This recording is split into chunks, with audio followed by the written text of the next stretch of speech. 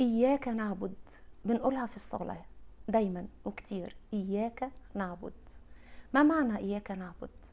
ممكن كان ربنا عز وجل سبحانه وتعالى يحط لنا قول بديل، لك نعبد، من أجلك نعبد، عشانك نعبد يا رب، أي حاجة. هو الكلام ما بيتحطش كده في القرآن. ربنا عز وجل بيقول الحاجة لها معاني كبيرة جدا، بس من هجرتنا أو من اندثار اللغة العربية في حياة كثير مننا، فما بنبقاش عارفين الرسالة أو الجملة أو الكلمة دي مقصود بيها إيه. فأنا بوصي نفسي ومن حولي إياك نعبد نطبقها في الصلاة، وإحنا بنصلي بنقول إياك نعبد، لك أنت وحدك نعبد، انقطعت العبادة إلا لك يا رب. أنا مفيش حد في حياتي معبود ولا بحبه ولا بتعبد له غيرك أنت.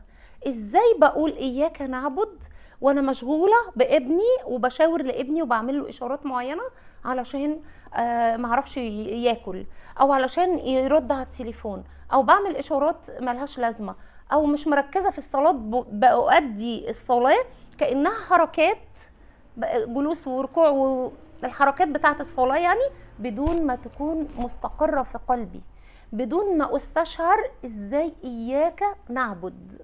كان حد بيدي مثال على امرأة فقيهة في اللغة العربية، فزوجها داخل من بره فبقول لها انا بحبك قوي حبيبتي، عاملة ايه؟ انا بحبك قوي. فقالت له طيب عادي، ايه يعني؟ فبقول لها مش لاقيكي مبسوطة يعني، ايه مش مهتمة قوي بكلمة بحبك، ايه في ايه؟ قالت له عادي، يعني انت معنى كده ان انت بتخلص لي قوي بتحبني، ممكن تكون بتحب واحدة تانية وتالتة ورابعة بتحبني، ايه يعني بتحبني؟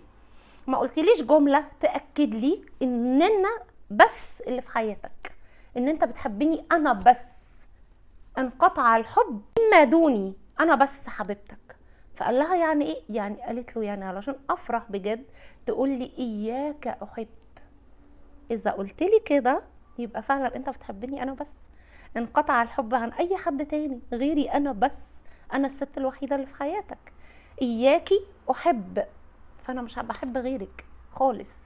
فيا جماعه نفكر، انا بدي مثال خارجي، فنفكر على الرب العزه، هو المستحق بالحب والعباده، وهو اللي يستحق من ربنا سبحانه وتعالى اكتر حد بيحبنا. ده لو حد في الشارع او جار او حد معرفه، تأكدت من جواك انه بيحبك قوي، بيحبك قوي اكتر من زوجتك واكتر من ابنك واكتر من بنتك واكتر من كل اللي حواليك واكتر من امك.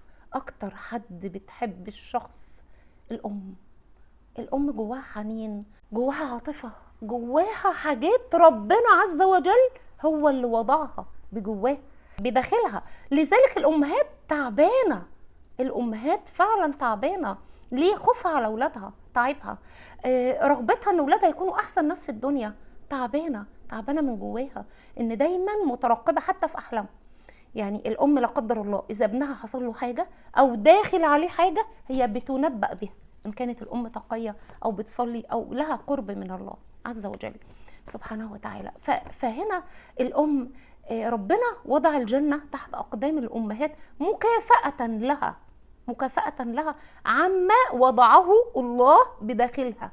ربنا حط جواها احاسيس كتير، فالاحاسيس دي بتبقى تعباها، قاعده مترقبه ولادها وتخاف عليهم. حتى في الحيوانات، حتى في معظم الحيوانات اللي غير عاقل بيحبوا ولادهم حبا جما. فسبحان الله الام بكل حبها، بكل ما وضع الله في قلبها من حنين وحب وعشق وتمسك وحاجات كتير لولدها، ولكن الله عز وجل يحب العبد اكتر من الوالده لولدها. ربنا بيحبك اكتر ما امك بتحبك. اعطى مثال باكتر حد بيحبك مين؟ هو الله، هو امك، ده مفهومك. اكتر حد بيحبك مفهومك امي، راضيه بيا بكل حالاتي وعندها انا كل حاجه في حياتها. طيب ربنا بقى بيحبك اكتر ما امك بتحبك. ده قول الرسول صلى الله عليه وسلم، ان الله احن على احدكم اكثر من الوالده على وليدها. فربنا اللي بيحبك كل الحب ده يستحق منك ان تحبه وتخلص له وتواظب على الصلاه وتتذوق الصلاه، تحسها تستشعرها.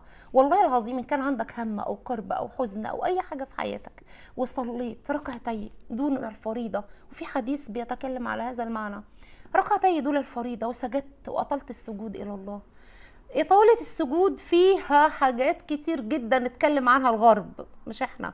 الامريكان اثبتوا ان السجود في حاجات فسيولوجيه بتريح المخ والعقل والنفسيه وبتخرج طاقه سلبيه وبتعمل حاجات السجود لله عز وجل. اسجد واطيل السجود لله، وادعو الله وانت ساجد، وتذلل بعبوديتك الى ربوبيته، الى ربوبيه الله عز وجل والوهيته. الربوبيه غير الالوهيه عز وجل. اتعرف على ربك، لما تعرف ربك هتحبه قوي، هتخلص له قوي. العباده هتريحك، هيقر في قلبك ارحنا بها يا بلال، كما كان يقول النبي صلى الله عليه وسلم. الصلاة كانت زمان في عهد النبي أرحنا بها يا بلال، دلوقتي للأسف يعني أسفة أن أقول أرحنا منها. أنا هصلي الظهر عشان أرتاح بقى، عشان أنزل أعمل الأوردر اللي عندي لا، الصلاة عامل نفسي كبير قوي. الصلاة ما بيحسهاش إلا اللي بيحرم منها.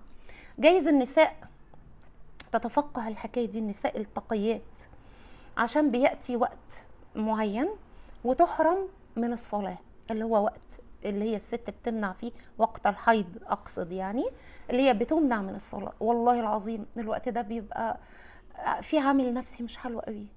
وقت صلاة الفجر، الصلاة خير من النوم، الوقت ده بيبقى تعذيب للنفس، تعذيب للنفس بحرمان المرأة من الصلاة. فربنا يجعلنا وإياكم نرتاح في الصلاة ونرتاح في العبودية ويذوقنا حلاوة القرب منه.